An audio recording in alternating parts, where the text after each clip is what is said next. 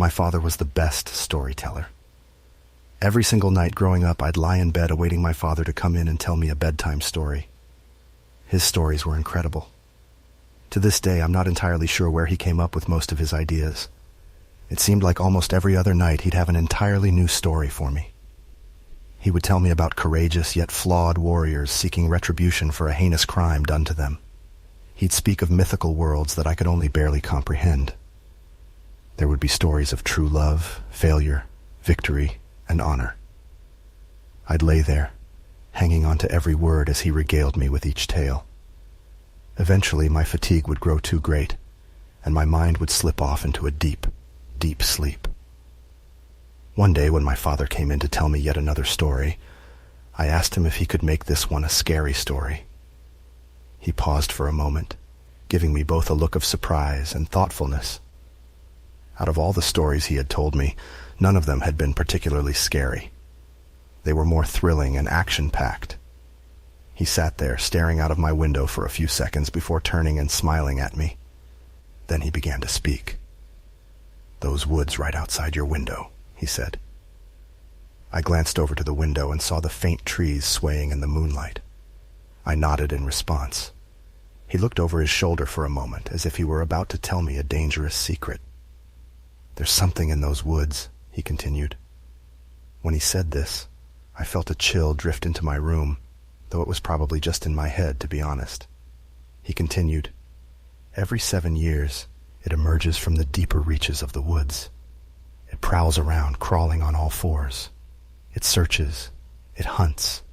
Its body is like a man's, but longer. Its arms and legs stretching out at odd angles. Its skin is like coal, which makes it difficult to spot during the night. Its head long and narrow, but the most unsettling feature this creature has is its eyes. It has multiple eyes all over its head like a spider. It uses its multiple eyes to spot its prey in the dark. It creeps around through the night until it finds an unsuspecting victim, usually a drifter or someone unlucky enough to be outside during that time. Sometimes, when it has difficulty finding prey, it will venture into residential areas and search for unlocked windows. If it finds one, it will crawl inside of the house and grab the nearest person it can find. It will drag them back outside and into the dark woods, where it keeps them for 7 years, feeding off them until it's time to re-emerge and hunt once again. I could feel my hands beginning to tremble slightly as I gripped my blanket next to me. My father, taking note of this, smiled down at me and told me not to worry.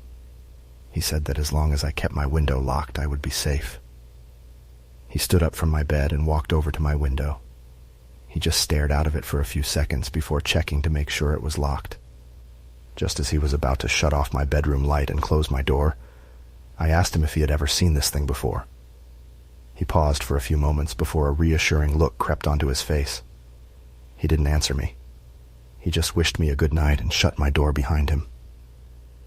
I remember lying awake for most of that night, staring at my window, wondering if I would see that face my father described, a face with multiple eyes staring back at me. Eventually, my eyelids shut and I fell asleep. While I slept, I dreamt that a shadowy figure was chasing me. I ran as hard as my legs could carry me, but it was like I was running on a sheet of ice. It wrapped its arms around my legs and began dragging me through the grass. It was pulling me closer and closer to the forest, which was now in the shape of a giant maw. I was screaming, but I could hear no sound coming from my mouth. Then, just as I crossed the threshold, I was jolted awake and I sat up in my bed, screaming. It only took a few seconds for me to realize my room had been brightened by the light outside. I felt a weight lift off my chest as I finally calmed down. Since that night, despite my father telling me new stories every other day, I couldn't help but think about the creature in the woods every time he'd leave my room. Thankfully, the nightmares didn't last very long, and over time the story faded from my mind entirely. A few years later, my father passed away. He had developed cancer, and after months of battling it, the cancer selfishly won. That year was a dark time for my family. However, with the support of my family and friends, we all managed to pull through it. With each passing year, the grief lessened, but his memory still remained. Then, after another few years, during my senior year in high school, something happened I had gotten home from school and saw that my mom had already left for work. She had been working frequently the last few years to make up for the low income. I offered to get a part-time job to help her out with the bills, but she told me that everything was fine.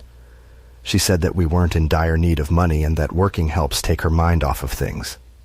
She also went on to say that I needed to focus on my schooling so I could get into college and, in turn, get a good job down the line. Although I understood her reasoning, it was still painful to see her working so much. Regardless, I walked into my bedroom and tossed my bag onto my bed. I pulled out some of my books and set them on my desk. Every half hour or so, I'd split my time between doing homework, studying, and watching TV. Before I knew it, the sky had darkened, and it was time for bed.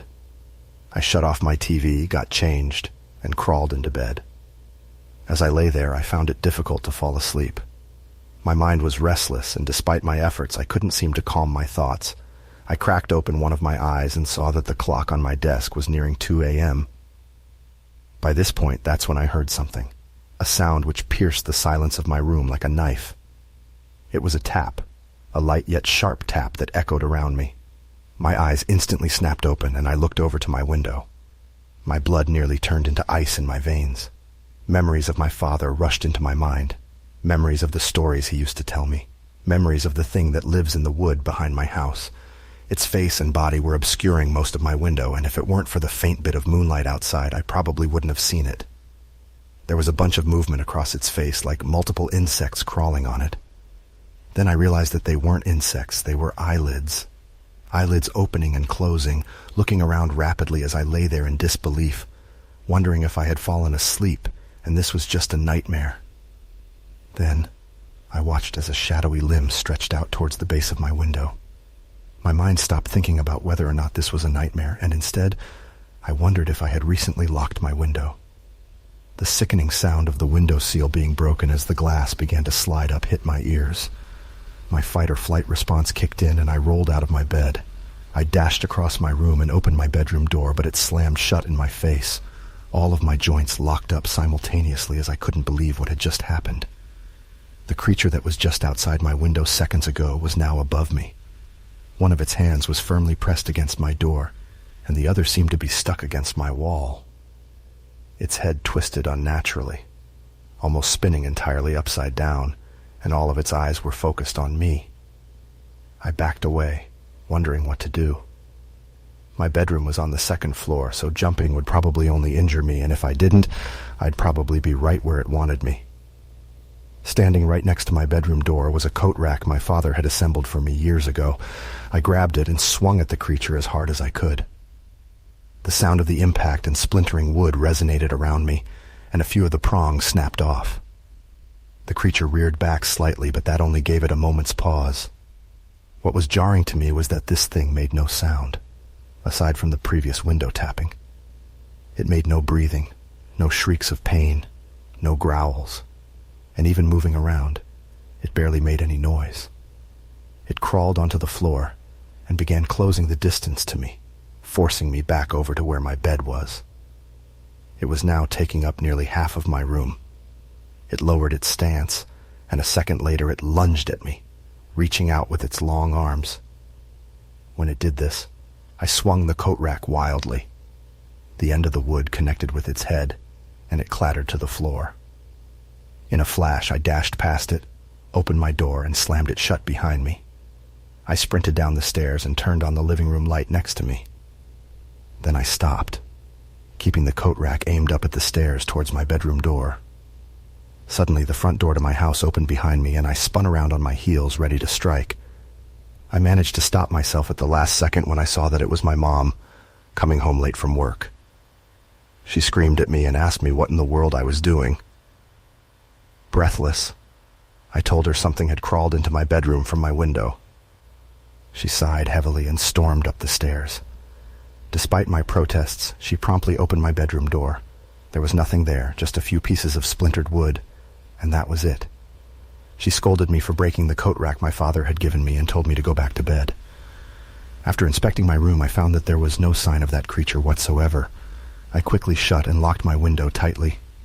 I peered outside for a few moments, but it was far too dark to see anything of note. It was safe to say I didn't sleep at all that night. My father used to tell me incredible stories when I was a kid. To this day, I'm not entirely sure where he came up with most of his ideas. But the next morning, as I stared at the large handprint on the outside of my window revealed by the morning sun, gave me a realization that at least one of my father's stories was true.